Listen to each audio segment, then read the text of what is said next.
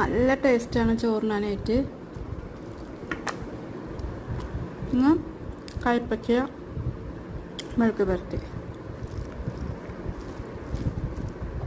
സിമ്പിളായിട്ട് ഉണ്ടാക്കാൻ പറ്റിയ റെസിപ്പിയാണ്. കയ്പ്പയ്ക്കയുടെ മെഴുക്ക് പുരട്ടിയുടെയും വീഡിയോ അപ്ലോഡ് ചെയ്തിട്ടുണ്ട് ഞാൻ.